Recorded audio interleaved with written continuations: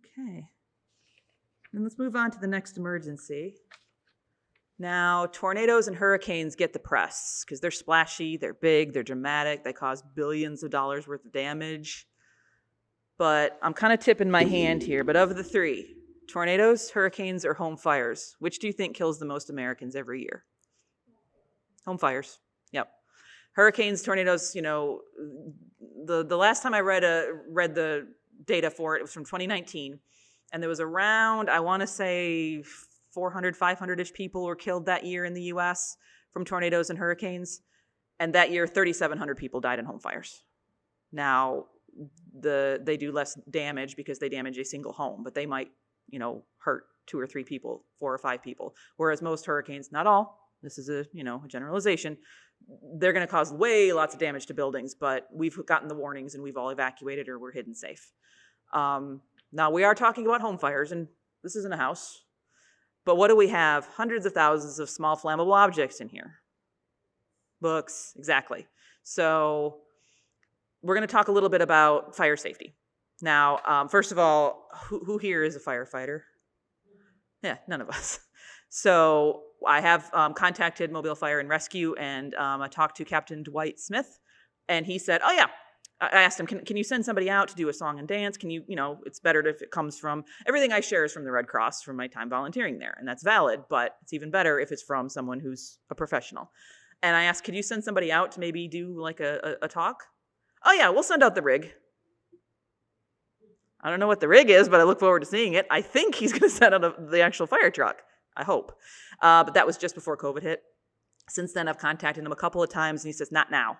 Of course, their priorities have shifted, and they're focusing on other things right now, and it's not safe to be in close contact. No problem. Once COVID is really, truly under control, I'll go ahead and contact him again, and we'll have him out here to do, his full presentation. But in the meantime, there's some stuff that I just want us to be familiar with. Now, first of all, because we are not firefighters, everything you learned as a kid about fires absolutely is the primary response. It's absolutely the first thing you should do, which is call 911 and get out. Your number one priority, if you see something or if there's an alarm going off, is to treat it as real and to simply get out and call 911. Now, our building is wired in such a way that when the fire alarms go off, it should automatically call 911. But feel free to go ahead and call it as well, just to be sure. Yeah. But let's see. Most of the time, yesterday we had our fire inspection team come, and they, we heard Sarah make the announcement and say that, all right, the alarms you hear for the next hour or so are not real. Don't worry about them. If you hear that and then the alarm goes off 20 minutes, you're good. Don't worry about it. Every other time, treat it like it's a real thing. I'll tell you the story that we had at Maine, I don't know, about 2 years ago maybe, where it was one evening, cold. I remember it was cold outside, and we hear the alarm go off, and I kind of come out of my office, and I'm looking around at a couple of folks going, I wasn't aware we were having a test or something going on. Okay, well, we don't know, then it's time to treat it as real. We didn't smell anything, we didn't see anything, but treat it as real. So we all evacuated. So, speaking of evacuations, have a look at page 39. All of this stuff comes from the big red binder, the emergency binder. Do we have it up there? Is it the big red binder? Or did I put it down by here by me? Thank you. Right here. All departments, all managers have one of these. So all this information comes out of here. I pull out the 6 or 7 pages that are most critical. You still, of course, are welcome to read it. Each individual branch gets its own separate treatment. So, but I pull out the stuff that you really need to know for your specific location. Thank you. So have a look at page 39 here. Evacuation of a library facility. Down at the bottom, it lists where you are supposed to go. Where at Maine would we evacuate to during a fire? Our favorite tree, exactly, the tree. The guard shack with the tree over it. We're going to go ahead and everybody should be gathering there. One of the reasons for that is so that we can get a head count, who's here. If we look around and say, well, wait, where's Shatina? Where's Jaleh? Where's Zach? That means maybe they didn't evacuate. We need to tell the firefighters that. We need to tell the first responders that. So, but ideally, we've gotten everybody out and we're all hanging out there. That night, it was just cold and dark enough to be uncomfortable. And looking back at the building, I still don't, you expect to see flames in the windows, and you saw nothing. And so the firefighters called me and Christina and said, okay, walk us through the building. So we started walking through the building. What are we looking for? And the firefighter said, well, probably a kid pulled the fire alarm. Like, okay, so we're walking around looking for it. And I remember asking Christina, what does a pulled fire alarm look like? Because I'd never seen it. It basically just is a little red panel, and it's laying out flat instead of, it's laying outwards instead of flat against the wall. Walked all the way around, and then we walked into youth services. And there it clearly was with the panel pulled. We went and looked at the camera. Little boy, about yay big. You see him on the camera, he looks at it. He goes and grabs a stool, puts it in front of it, climbs on the stool, and pulls it.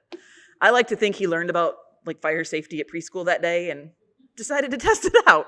So yeah, so it was a false alarm. It was fine. But we treat it like it's a real thing because you never know. Let's rather be safe than sorry. I'd rather stand outside for 20 minutes in the cold and the dark than be inside where it might be a little too warm. Now, that's the primary message of fire safety, is to get out and to call 911. That's the most important thing. If you remember nothing else about it, remember that part. I am going to share an additional thing that if it's small, if it is smaller than the size of a trash can, if you easily have access to to an exit, if you have a fire extinguisher nearby. Can I have the fire extinguisher? Yeah, thank you. There it is. Oh, I asked Denisha to go get this earlier. Denisha, where'd you get it from? As soon as you walk through the double doors, there's a little, like a glass door Mhm. that you can get the extinguisher Yeah. out of on the left-hand side. No, you had to unlock it? No, You had to go get a no manager? unlocking, No, no no. key. Nothing like that. These are all, in these little cabinets all over the walls. I remember not too long ago thinking, well, there must be a lock to keep people from messing with it. The idea is that if you need this, you have easy access to it. So let's say, and we have had situations like this, at least 2 branches that I'm familiar with, where we had a small fire, and there was easy access. The person who witnessed it could see that they had an easy way to get out. No exit point was blocked. It was smaller than the size of a trash bin, and this was right nearby. These are all over the building. Whatever department you work in most often, when you go back to your desk, when you go back to your office, make sure you know where it is. Where's the nearest one to you most of the time? Because what you can do is grab one of these and follow the PASS is the term. You're not going to remember the term in the middle of the moment, but this is what you need to do. First of all, P is for pin. This little plastic thing right here holds this metal pin on. I can't squeeze this. It will not go off because this is stopping it. Now, if I am, if I'm trying to put out a small fire, I'm going to rip this off of here. It can be a little stiff, but I promise you in that moment, you will have the adrenaline to do it. So you yank that off of there. Then you're going to pull this little thing out. Little hose. There you go. You're going to aim it. So let's say this chair is my fire here. I'm going to aim it at the fire. I'm going to squeeze right here. I'm going to squeeze this right here, these together. I'm going to squeeze my fist closed, and I'm going to sweep. You're going to sweep at the base of the fire. You don't want to be spraying too much at the top because you can sort of push the flame elsewhere. You don't want to do that. But yeah, so pull that pin, pull this out, squeeze, aim, sweep. The last time we had a situation like that, the staff members did exactly that, put it out like that. They handled it beautifully. So again, if the room is engulfed, this is not going to, about 15 seconds of spray is in here is what I've read, something like that. And the smaller ones, it's even less. So if it's a small situation that you feel like you can handle, as if it was a grease fire on your stove, and it's something that you've dealt with before, and it's like, okay, let me take care of this real quick. That's when you would want to grab one of these. The spray that comes out of here is, it's not toxic in the sense that, don't breathe it, don't eat it, but it's not going to really hurt you or anything like that. It's just dry and suffocates the fire. So, but yeah, these are all over the building, so make sure you know where your closest one is. If you want one for your home, which I do recommend, they're about $30 or so. You're never going to get the fire department to tell you to recommend one versus another, but First Alert, Kidde, Kidde, there's a couple of companies that sell them all the time.